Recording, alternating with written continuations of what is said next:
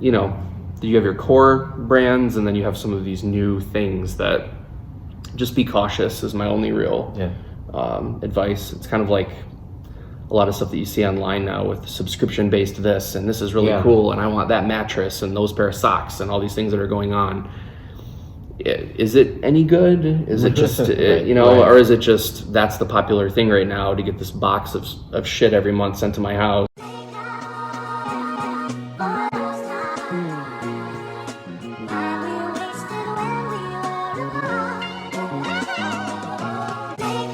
Hey everybody, welcome again to another episode of Bourbon and Brand, where we talk about bourbon, branding, business, and wherever else the drink takes us. Hien, do you want to hit a little bit about what we might be talking about today? Yeah, we're here with our boy, Randall Spaulding with Icon Interactive. Before we get into it, as always, subscribe to the show. If you haven't already, you're kind of a dick. And as always, ring that bell. Ring a ding ding. Ring the bell. All right, so this is our first actual guest episode on Bourbon and Brand, and I think it's, not to put pressure on you, Randall, but I think it's the perfect first guest. Yeah. Randall can go deep on bourbon.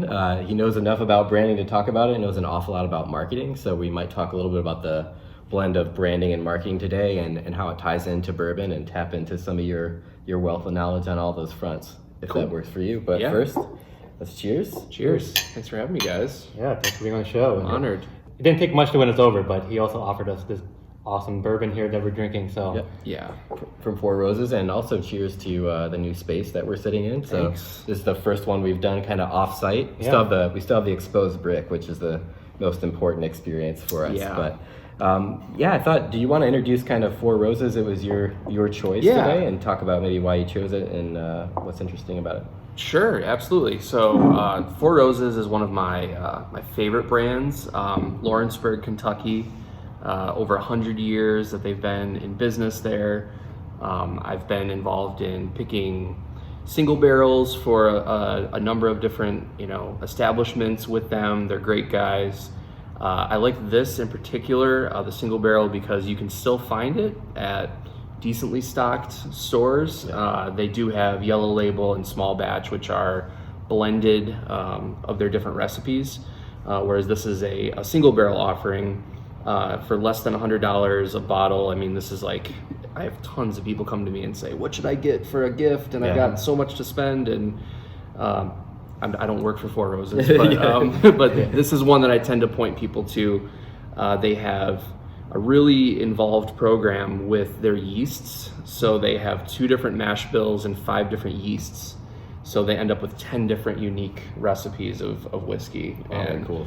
They all come in the same bottle design, but I love that they kind of play with that, and there's a fair amount of age on this too for the price point. So they do limited editions and a lot of other crazy stuff, but they really stayed pretty true to what they've done over the years. So very cool. I thought this was a good. We're not bringing in anything. Well, we're actually drinking out of a Peppy Van Winkle glass. Right. But so we're celebrating the whole. I'll bring that next time. We can talk about that. But Yeah. This is a great kind of a a stepping stone to crazy things, or you can kind of just stay in this sweet spot and be pretty happy, I think. Cool.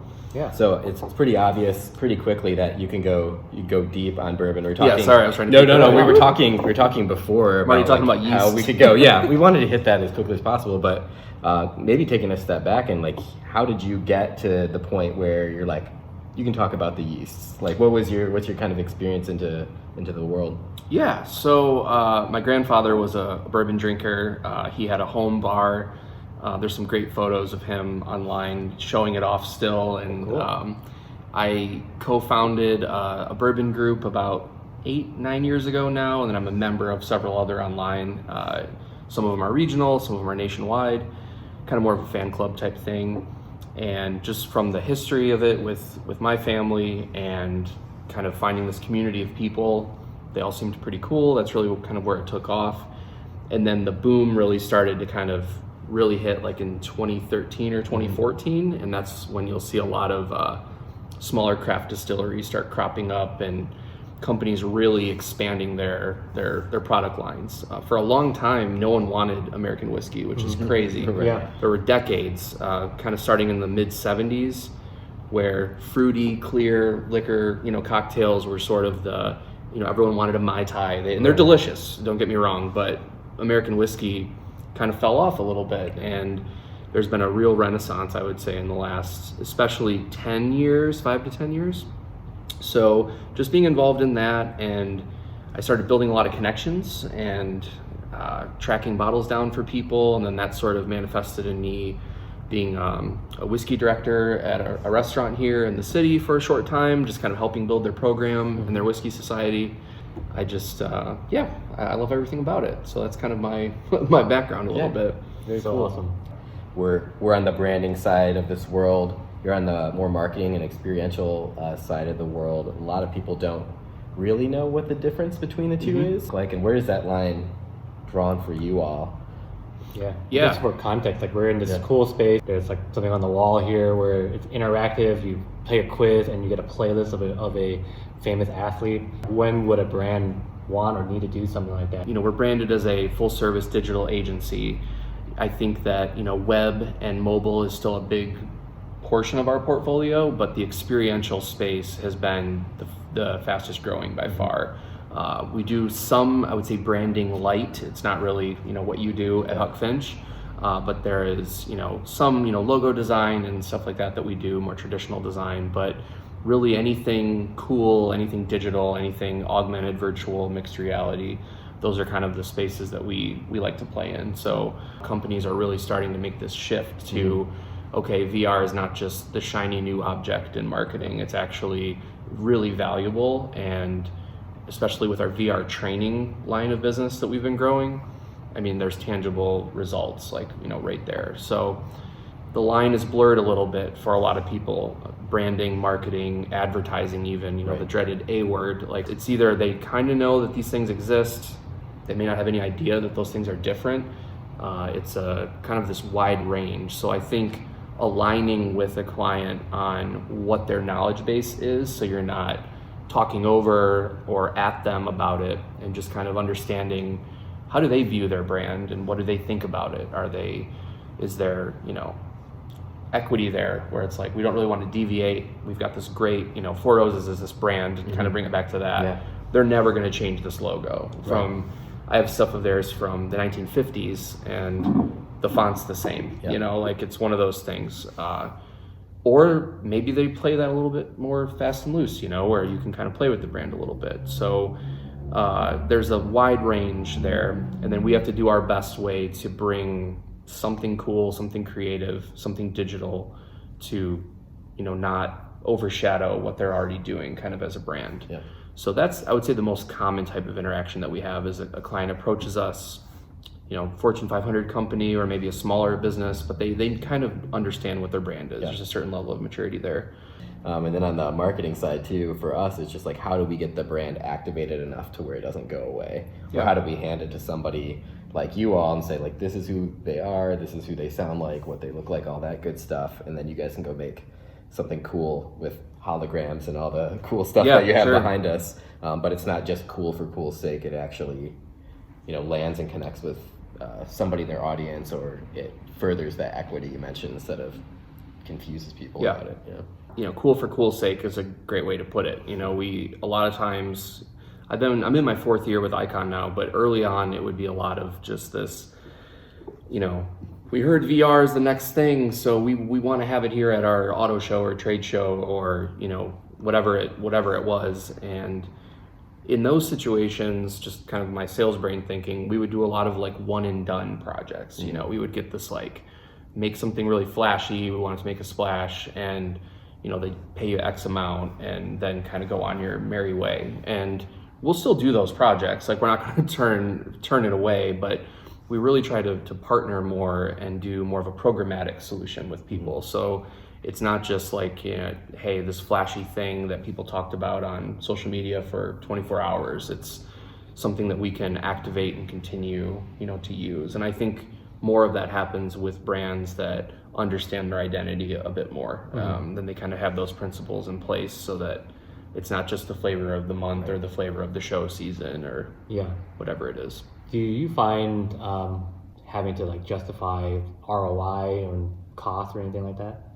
Yeah, sometimes yes. In the early days, it was more of like the Wild West a little bit, and it was like we've got 50,000, or we've got 150,000, or we've got whatever, and the ROI would be people were lined up to try it. So check the box, like it was a success, you know. But you can only get away with that for so long. Yeah. You know, you can do that once, you can do that maybe twice, but that whole catching lightning in a bottle type scenario. Whereas like now, mixed reality is a line item in people's marketing budgets, which is crazy. You know, we're starting to see that as of maybe 2018, where, you know, we have X amount of dollars or percentage of our budget to spend on this kind of stuff. And in order to make sure that line shows up year after year or grows or whatever, you definitely need to prove that ROI. So, you know, that's something that, you know, we do like data analytics, like tracking apps, so that we just get that immediate, did you have fun? You know, what was your favorite feature? What did you like? What didn't you like?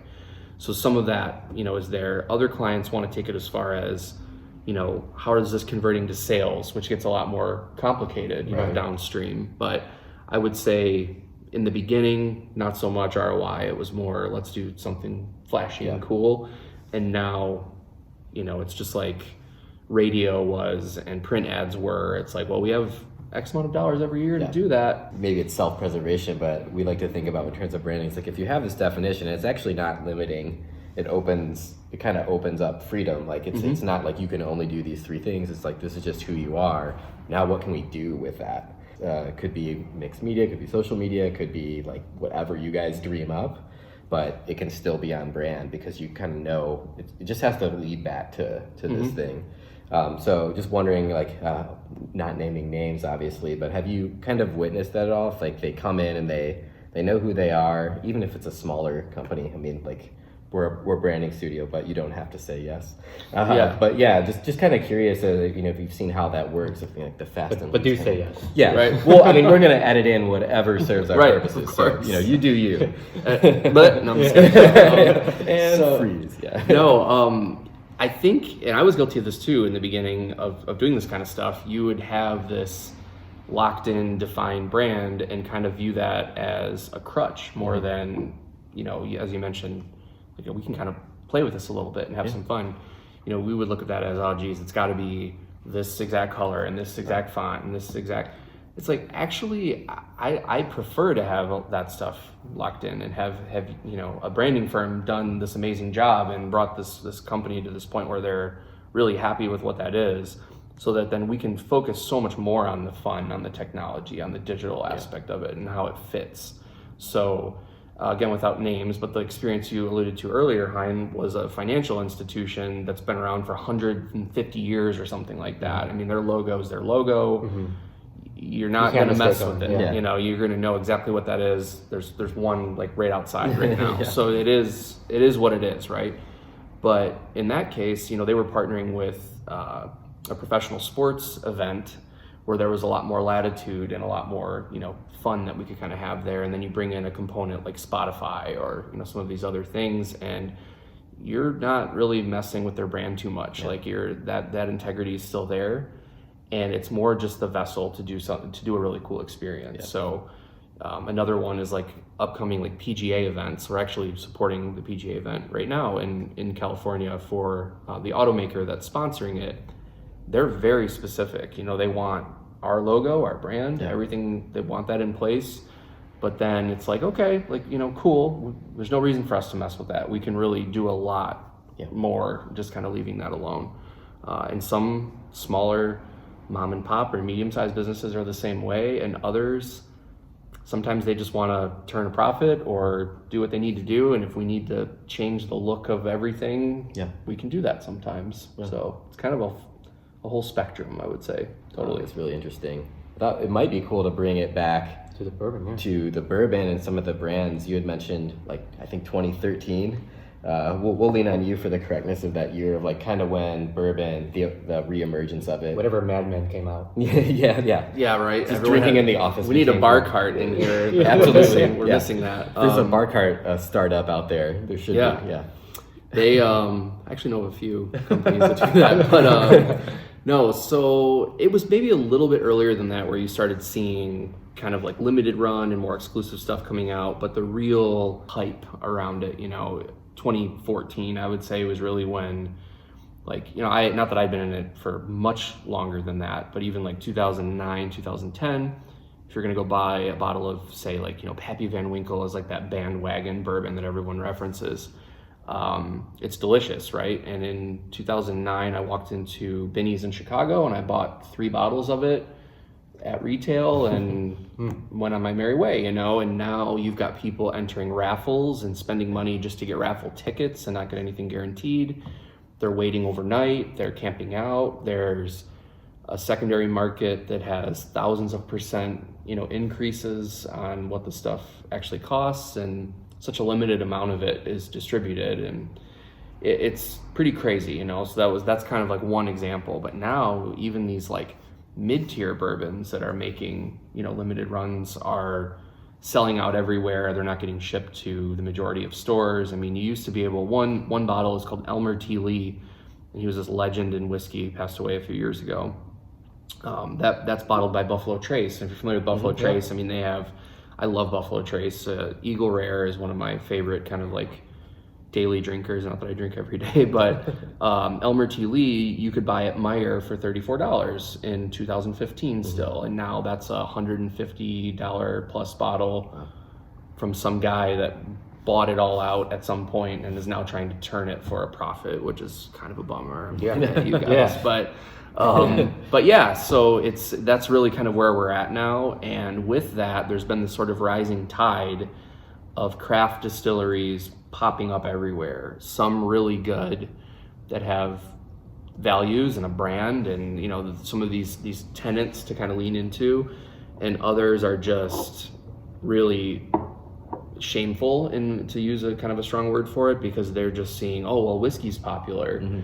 And you can't make this stuff overnight. You can make vodka in a couple of days and have it bottled, from grain or potatoes or whatever to bottled in 48 hours at the most. Whereas a decent bourbon minimum is going to need 4 years in a barrel somewhere, right? So what they do is they stand up a place and they source whiskey from a larger distributor that's had this stuff sitting in rick houses for years, and they're selling it to them. And because they're doing that, these craft distillers have to mark it up a lot to kind of cover any cost. And then they start selling sort of these adjunct products to cover, so they have a bourbon, and some of those are great.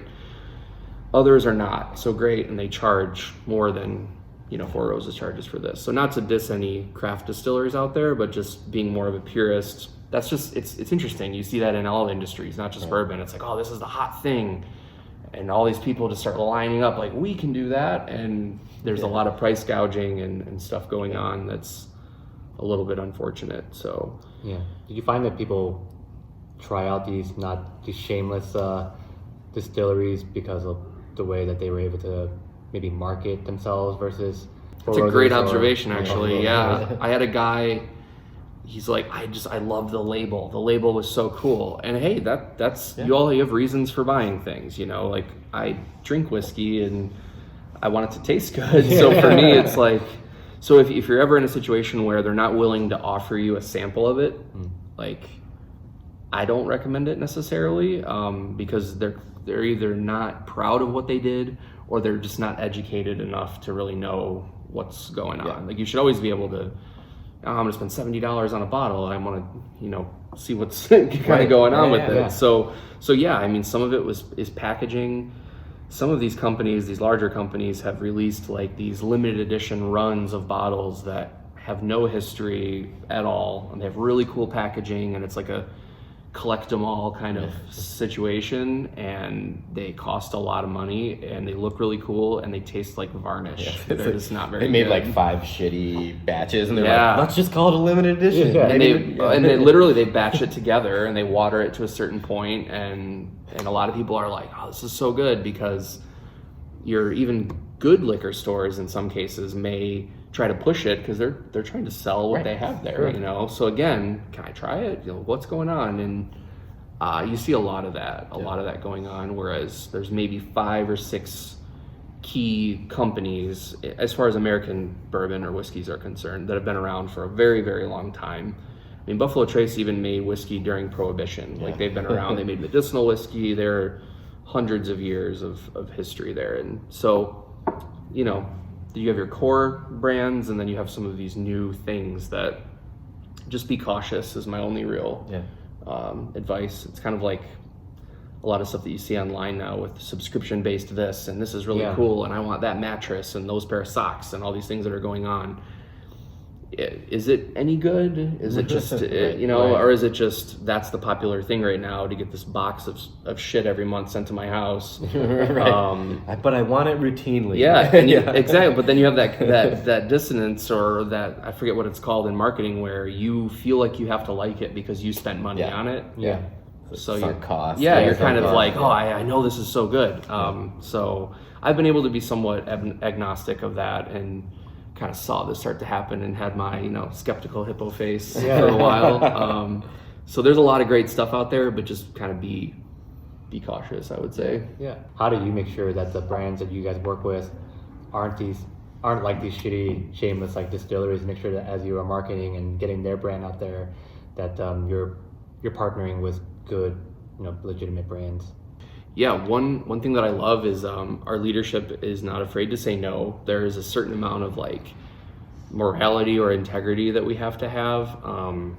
More often than not, it's not that. Usually what it is like, it's a brand that you may have a great vision of, but then when you start working with them and you kind of see the way that they like to do things, it may not align with your kind of code that you want, right? So we always try to have a very specific set of like standards that we follow, and we're not just kind of like, you know, selling ourselves to turn a profit and make a cool, you know, product. So we do have like core values that we try to really adhere to.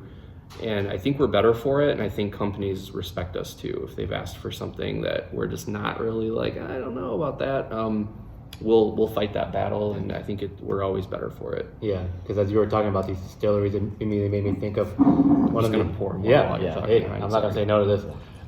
Made me think of like the Theranos like documentary on HBO, where I forget the name of the ad agency that they hired. Obviously, the famous one that worked with Apple, and you know, they made this great ad campaign for them, and with no idea whether or not the tech worked. Yeah, so, yeah. Someone you see like vaporware companies, or you know, some drug companies. You know, there's a lot of things out there that you're like, someone had to do that branding and that marketing, and it's like, so yeah, we have to be, you know, cautious of that kind of stuff. It's kind of interesting to think about, like, if it goes wrong, it can be as detrimental as it kind of seems like. It's like, oh, they're like taking off, or it's a really big company. But if you're attached to this marketing campaign and your only response is like, I don't know, like, we just assumed it worked. It's like, it does not sound great, even though it's not technically your responsibility for them to have a great product. It's not a good look to be just like, you still have to sleep at night though. You know, even if it's not your responsibility, I still like to believe in what we're doing. And you know, sometimes people hear marketing and they think Mad Men, they think, you know, people up in the ivory tower trying to find ways to sell you cigarettes or something like toasted. that. Yeah, it's toasted. Exactly. Yeah, exactly.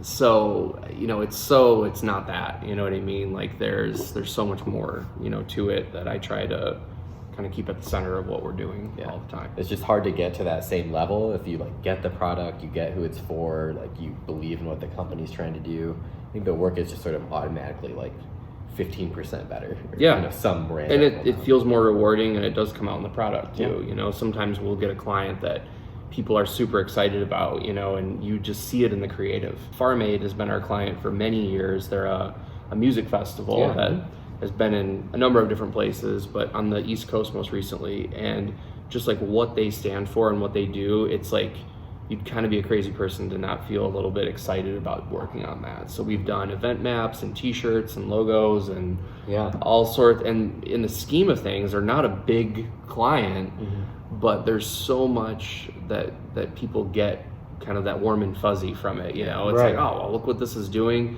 It sells out every year. They sell a ton of merch, and it all goes to like phenomenal causes. Yeah. And You I got mean, Willie Willie Nelson. Nelson's part of Yeah, it. yeah. It's Right? like John Neil Mellencamp. Everyone's Dave dream Matthews. project to just Yeah. be like at least tangentially related to Yeah. Willie Nelson in some way, shape, or form. Yeah, and our Boston office usually attends and goes to That's it, good. and That's it's cool. super cool. You know, Yeah. it's really hard to not get excited about. Yeah. You know, something like that. So that's one that I can kind of name drop just Yeah. because it's Yeah. really cool. And I don't think worked Willie's with them gonna for a care. while. No. So we kind of get to the end of the discussion. We usually call it the last sip. We're gonna keep sipping, I think. Yeah. In Yep. this case, Yeah, yeah. so we're gonna put you through a slow burn, Yeah. which is our other thing that we do. So it's a shameless plug for the podcast of Life on Brand. So the first question of the slow burn is, how do you define success? Wow. I think in our work,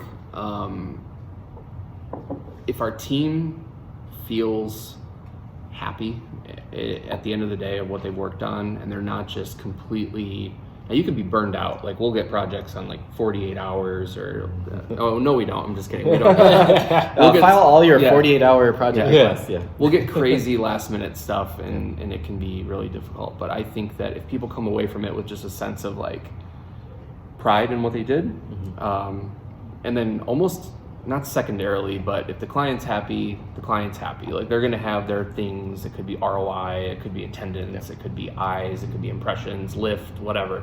All those fun buzzwords. I think if our team is happy going into it and they still feel as good or better coming out the other side, we're going to continue to function as a business, you know, and that'll show in the work. Yeah. All right. So the next question, I definitely remember bringing these. it? So I feel really Okay, good. go for it, yeah. All right. So the next He's got question, them in his hand. yeah. They're off in Yeah. the background. We've projected them. Yeah, next question of the slow burn is, can you share a time where you experienced doubt in any way? Man, I feel doubts all the time. There's a lot of smarter people than me working here, especially on the technology side. I think it could be delivering something on an app or a website or a piece of technology. Like I know enough kind of programming to sort of know if something isn't quite right, but there are so many people that are so much smarter than I am that I don't doubt them, but sometimes I'll doubt timelines and how are we going to do this for this amount of money. I mean, there's all that kind of stuff that goes on. And for the most part, I would say 99% of the time, those doubts are not well-founded. Everything kind of goes well and it's great. One time though, where it was just sort of like, act of God scenario, we were doing a video shoot that required maybe a dozen permits in San Francisco, and the parks office just wasn't responding to our requests. So we had, a 6-figure project that was a shoot that took 4 hours. Like it was months of planning. You had one chance to get it. And the morning of the event, our location manager ended up coming through with like the permits that we needed, and it worked out. It was great, but that was definitely one that took some time off my life. I would say, where I'm just like, we may all have to go home. Like, there's no way that we can shoot here. We were in Golden Gate, the north side of the Golden Gate Bridge, just kind of waiting, and we were able to pull it off. So. Yeah. I'm glad it worked out. Yeah, that's interesting. That's a tough spot. You're just like, there's no real backup plan to like not be able to do something like that, right? Yeah. It has to work or it doesn't. And if we captured it, we would have never been able to release it because we didn't have all the right Peppermint. stuff. Oh, in right. place, so. Yeah. Yeah, that's crazy. All So right, videos are definitely Yeah. some of the more stressful ones because there's so much of a non-controlled scenario. Like it's factors you can't control. Like it's snowing. Well, it was. See, now it's not.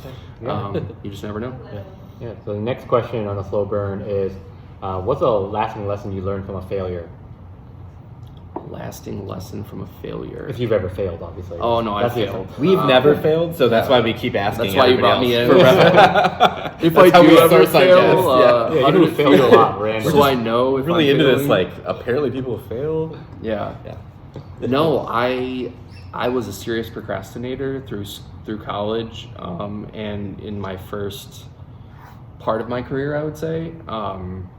I've always been great at multitasking and kind of figuring it out, but there were times where I failed just based on my lack of planning or not being prepared, well enough. So it took a long time for me to train myself in a way that note-taking made sense, and kind of that contemplative phase of anything going into it is just sort of at a prior company, they called it a take two, and it was literally a human performance tool that you went through. This was in a scenario where people could get injured from the equipment that you're using. So you do this take two of like, is the power turned off? Are there trip hazards? Am I wearing the right equipment? And they had like this little thing that you went through, and it helped reduce safety issues that they had. So I kind of use a similar thing. I didn't do that for this pod, but for most things though, where that's mostly our fault. Yeah, no, where I try to at least go through that sort of like timeout. Do I have everything I need? Am I giving myself enough time? And just sort of, it sounds simple, but having a formulaic sort of way and how to do it is, I think, really important. Yeah, absolutely. Like I think that resonates. If I had failed, I could understand where you're coming from, for sure. Of course. Yeah. Your career has taken. You've had a journey with your windy career. road. So I think if I remember correctly, in your education background, you majored in like mechanical engineering. You were in project management. You worked for a nuclear power plant, which is kind of interesting. And now you work for Icon Interactive. So the question, and you do something different now than when you first came into Icon. So when you went into this account management role, what did you find surprisingly easy about the role and surprisingly difficult about it? I think I have more of a technical background. I mean, I majored in business, but I had taken a couple years of engineering classes and ended up doing like a dual major type situation. I basically got through a couple of internships and realized that true like engineering is not what I wanted to do. Plus it was in the worst economy. I saw myself as the guy with the clay model, shaping the new Corvette into light. That was sort of my dream. And the writing was sort of on the wall in 2007, 8 when things were starting to kind of.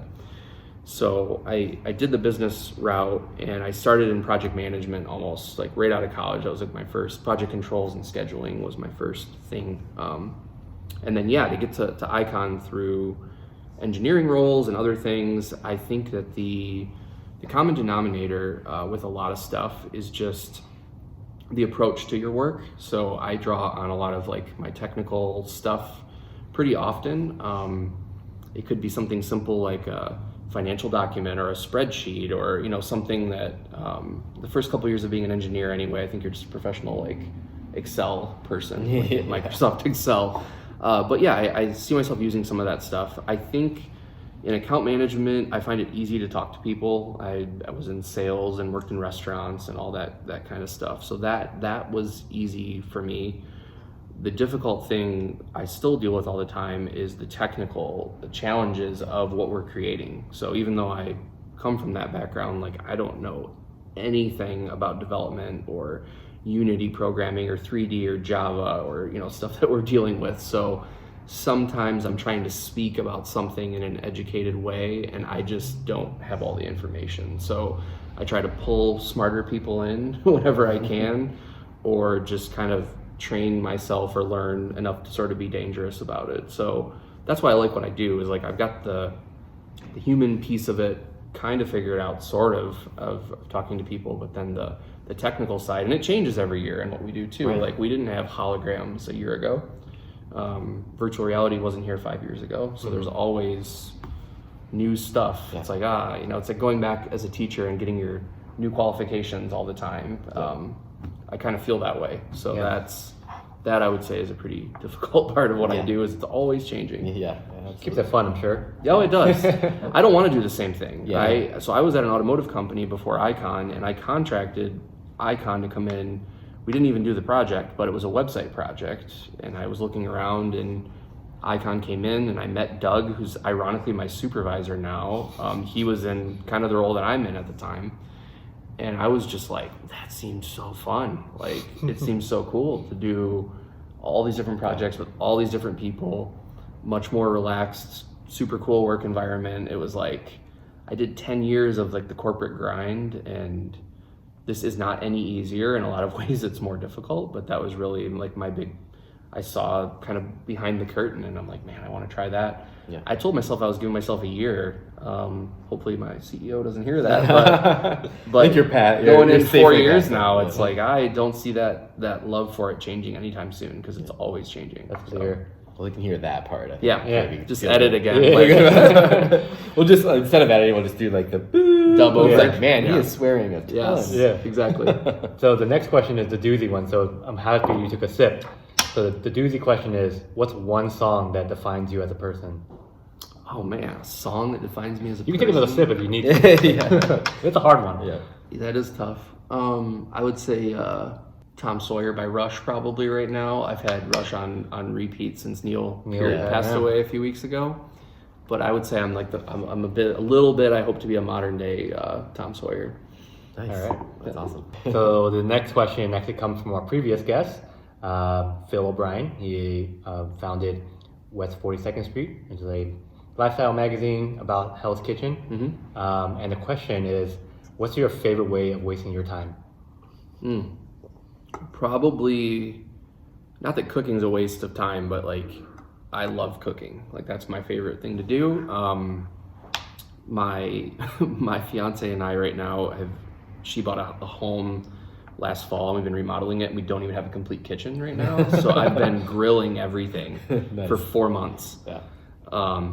Finishing it soon. But yeah, I think just finding ways to like explore that. Like I see it as a cool challenge. It's like, oh, I only have a grill, like no problem. Like it's cool. So yeah, I would say weird food projects, whiskey and cooking are probably my biggest time sucks outside of work. Well, you're now on film saying that it'll be done. Soon. I didn't give a date though. That's right. Really savvy there. Yep. Very savvy move. Do you have a favorite or like the quintessential Randall Spaulding dish? Man, I love doing, I know they're kind of hip now, but I love doing like charcuterie boards, like any kind of random, I've actually done like vegetarian charcuterie boards before too, which is wild, but any kind of parameter, I like doing like little bites of things, whether it's like, you know, tapas style or charcuterie style. I would say that's kind of my thing. Tomorrow we're actually going to do, we're going to make sushi at home. I have Christina, my coworker, to thank for that idea because there are no dinner reservations anywhere on Valentine's Day. So yeah, we're gonna go to Noble Fish and get some stuff. It's tomorrow. Yeah. All right, sushi at the Lamb residence. So yeah, we're gonna do that, and also because we don't have a complete kitchen. Yeah, it works. I have a rice cooker. Yeah, like, I'm that's good. all you need. You're good. Yeah, beautiful. So probably I like doing that. Do you have Valentine's? Just putting you on the spot. Yeah. What plans do you guys have? I'm going over to eat sushi at Randall's, actually. All right. So you were at the spot where you get to ask whomever the next guest on Bourbon and Brand or Life on Brand a question, if you had a question for them. If I had a question for them, I would say, it's sort of cliche, but you know, what would you tell your 18-year-old self today? Maybe someone's already said that, and 0 people have said that. Okay, yeah, like no one's done that. The Honeydew podcast I like. It's sort of like failures from successful people, and they talk about that, and that's a question that he's been running at the end lately, and it's interesting to hear. Like you get this. You think you get like 1 or 2 answers of like, you know, stay in school or don't do drugs or whatever, and it's almost always a lot more informed than that. So I would say, yeah, what do you tell, you're getting career evaluation quizzes and all this, trying to pick a college and all this crazy stuff. So what would you tell your like senior year in high school self? I like that. Yeah, all right. That's a tough on the spot. You remembered, I think, every single other question. I did. I can try to do my like my usual 10% to your 90, which is just you've made it through the slow burn. And we usually, the only reward we can give is 30 seconds to plug anything you want. Maybe since we've got bourbon sitting in front of us, you could plug you can plug whatever you want as well, but maybe a bourbon to start with if you're kind of just getting into it. A one you want to blast publicly. No, I'm just kidding. No. And then maybe just like your favorite one for a special occasion, like something that like really just marks like what bourbon is to you. Like Valentine's Day. Yeah. Yeah, so I would say starting out, there's a lot of good like sub $30 bourbons out there. I think Buffalo Trace, just the namesake Buffalo Trace, is great. Eagle Rare is only a few dollars more if you can find it, $30 or so for a fifth. I like both of those a lot. They're proofed a little bit safe if you want to drink it straight, super approachable, or if you want it in a cocktail, it's still got enough heat to kind of hold up. If you want to spend a few dollars more, something like this is great. Now this is 100 proof, so it's a little bit, higher gravity. Sorry guys. It's all right. I think we're still good. Still doing something logical. Something here. productive. Yeah. But like Blanton's or Rock Hill Farms are also from Buffalo Trace. They're like in the $60 to $70 range when you can find them. Those are ultra approachable, like drinking whiskeys, and they do a really cool poured on or barreled on date on every bottle. So people like collect those for special occasions and stuff. So yeah, I would say like Buffalo or Eagle Rare or Four Roses are probably a good place to start and understand like what good 4 to 8 year aged whiskey tastes like before you get too crazy. Cool. For me, I really like rye whiskey a lot too, especially if you're a Scotch drinker or a bourbon drinker. Rye is this really interesting kind of bridge in there. Yeah. If you drink Manhattans, you've probably had rye. Sazerac rye is a great, and Rittenhouse rye are great mixers that are both pretty inexpensive, but my favorite sort of like grail whiskeys are the old Bernheim distilling whiskeys. It was labeled under a lot of different things. Red Hook, Rathskeller, getting nerdy now. Willet did this a is few your time. You can nerd out. with it. So there are several thousands of dollars a bottle now if you can find them on the secondary market. They're all 20-year plus aged ryes that were just this magic. Yeah. I'm fairly confident even if Matt and I were to find it, we would not be buying them. $7,000. Yeah, they're really wild. So that's like there. But something that you could find for a special occasion, Four Roses does a limited edition small batch every fall, and they're like $199. Michigan usually gets a few dozen of them. So if you have a decent connection, I would say I shouldn't have said that because I'm blowing up my spot. I'm like, you're our decent connection. Yeah, I can help you out. Yeah. So yeah, Four Roses, LE small batch is probably like, that's it, I would say, for me. Anything else you want to plug that's not bourbon? Anything cool? No, just, check out Icon if you're into anything digital marketing or just want to see what we're working on. It's iconinteractive.com. Icon Interactive on all over right there. Social media. Yeah, there's a banner over there. Awesome. Conveniently. There. We've got 5 offices now and growing. So, yeah, check it out. That's it. Well, thank you for being such a gracious host to us. Yeah. You provided the bourbon. You provided a space. And you filled in a lot of content for us, so we didn't have to do too much work. We could do 4 hours on just bourbon. Yeah, and we might just do it. That was like we'll just tell you we're recording, but we're just learning. But cheers, thanks Awesome. for having us. Thanks for having We'll us. see you all again next week. Thanks, guys.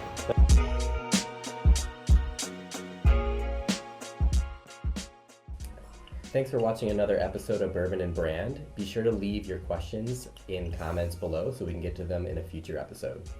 And make sure to subscribe to the show by clicking subscribe below and turn on the bell to get notified of all future episodes of the greatest freaking show about bourbon and branding. Cheers.